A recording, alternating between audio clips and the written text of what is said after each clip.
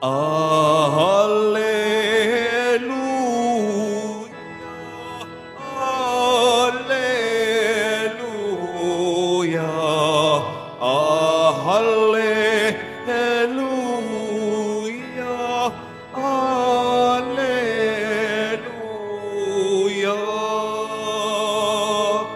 Araw ngayong gawa ng Diyos, magdiwang tayo ng lubos, purihin ang manunubos.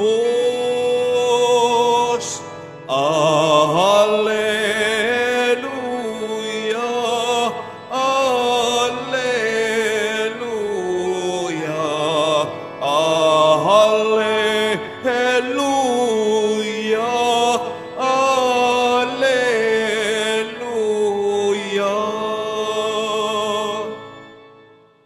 Sumainyo ang Panginoon. At sumaiyo rin. Ang mabuting balita ng Panginoon ayon kay San Lucas. Papuri sa iyo, Panginoon. Noong panahong iyon, samantalang isinasalaysay ng mga alagad ni Jesus ang nangyari sa daan at kung paano nila siyang nakilala nang pagpirapirasuhin niya ang tinapay, si Jesus ay tumayo sa gitna. Sumainyo ang kapayapaan, sabi niya sa kanila. Ngunit nagulat sila at natakot sapagkat akala nila'y multo ang nasa harapan nila. Kaya't sinabi ni Jesus sa kanila, ano't kayo'y nagugulumihanan? Bakit nag-aalinlangan pa kayo? Tingnan ninyo ang aking kamay at paa. Ako nga ito. Hipuin ninyo ako at pagmasdan. Ang multo'y walang laman at buto. Ngunit ako'y mayroon tulad ng nakikita ninyo. At pagkasabi nito, ipinakita niya sa kanila ang kaniyang mga kamay at mga paa. Nang hindi pa rin sila makapaniwala dahil sa malaking galak at pagkamangha, tinanong sila ni Jesus, may makakain ba riyan? Siya'y binigyan nila ng kaputol na isdang inihaw. Kinuha niya ito at kinain sa harapan nila. Pagkatapos, sinabi sa mga alagad, ito ang tinutukoy ko nang sabihin ko sa inyo noong kasakasama pa ninyo ako. Dapat matupad ang lahat ng nasusulat tungkol sa akin sa kautusan ni Moises, sa mga aklat ng mga propeta at sa aklat ng mga awit. At binuksan niya ang kanilang mga pag-iisip upang maunawaan nila ang mga kasulatan. Sinabi niya sa kanila, ganito ang nasusulat, kinakailangang magbata ng hirap at mamatay ang Mesiyas at muling mabuhay sa ikatlong araw. Sa kaniyang pangalan, ang pagsisisi at kapatawaran ng mga kasalanan ay dapat ipangaral sa lahat ng bansa, magmula sa Jerusalem. Kayo ang mga saksi sa mga bagay na ito. Ang mabuting balita ng Panginoon. Pinupuri ka namin, Panginoong Hesukristo. Magsiupo muna ang lahat. Mga kapatid kay Kristo, tayo po ay patuloy na nagagalak at nagdiriwang dahil sa muling pagkabuhay ni Jesus na nagbigay naman sa atin ng ibayong kagalakan at pag-asa. Ang kaniyang muling pagkabuhay ay ang nagpapatingkad sa ating pananampalataya. Ang kaniyang pagkabuhay din ang lalong nagpapatatag sa ating pag-asa para sa kaligtasang kaloob ng Diyos sa ating buhay.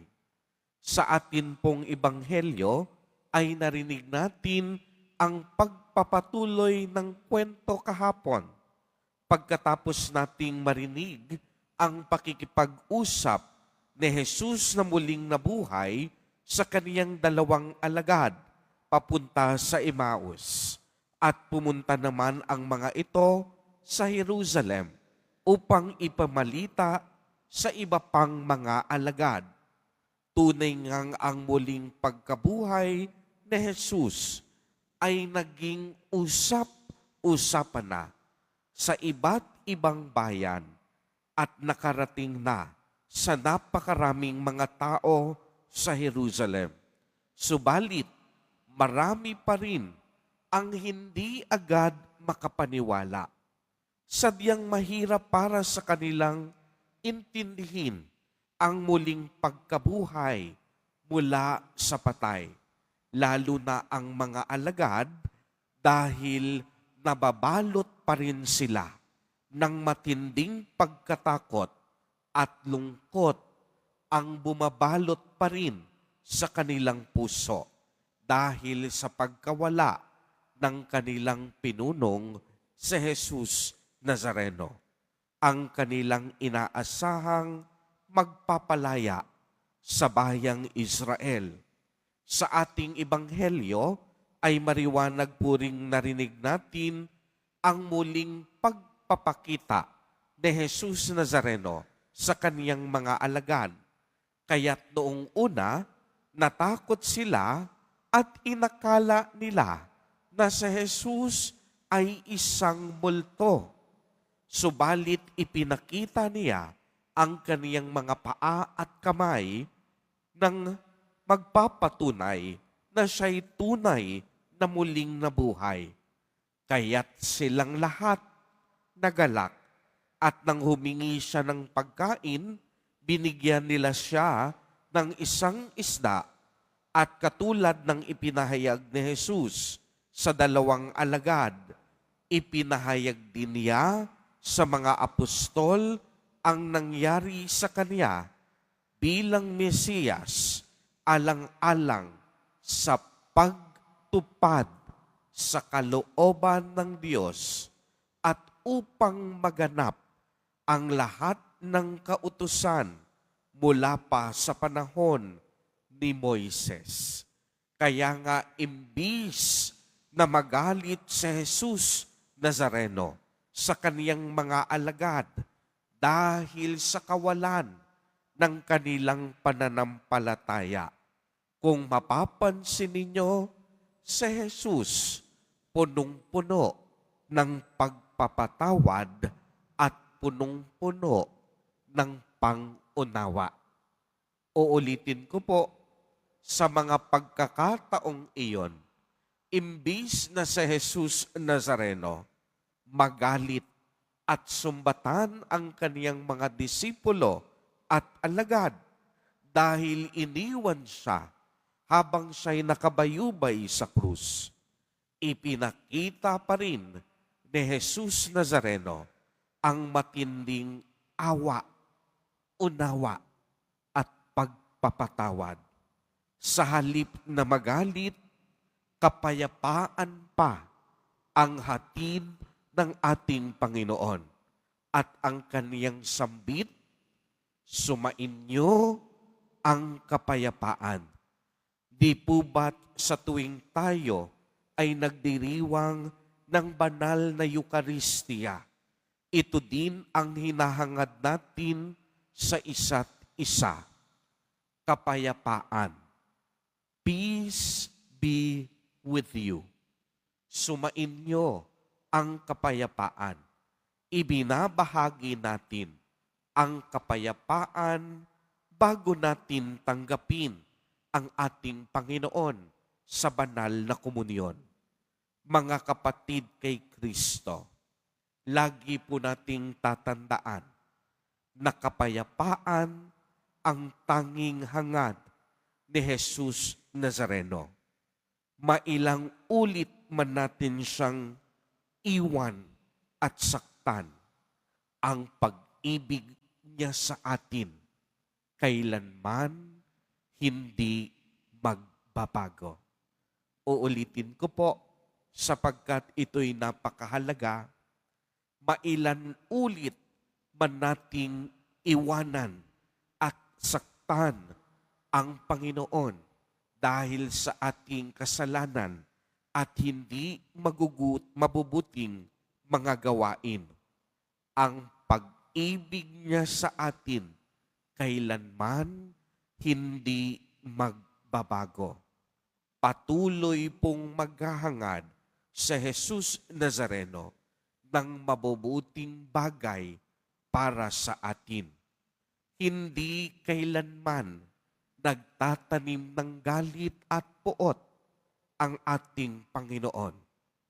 Pagmasdan ninyong mabuti hanggang sa huli, kapayapaan ang hangad at dulot niya sa atin.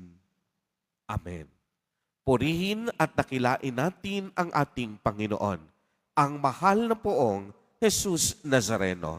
Palakpakan natin ang ating Diyos na buhay.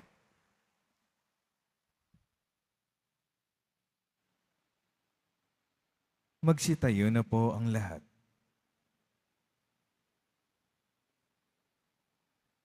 Minamahal kong mga kapatid, inihahayag ng karunungan ng banal na kasulatan ang plano ng Diyos para sa atin, sa ating paglalakbay kasama si Kristo. Idalangin natin na sa bawat araw, higit na maging maliwanag ang kaniyang daanang buhay. Sa bawat panalangin, ang atin pong itutugon, Panginoon, manatili ka sa aming piling. Panginoon, manatili ka sa aming piling. Bilang isang simbahan, naway maging tapat kami sa pagpahayag sa Ebanghelyo ng pagsisisi at pagkapatawad. Manalangin tayo. Panginoon, manatili ka sa aming piling. Sa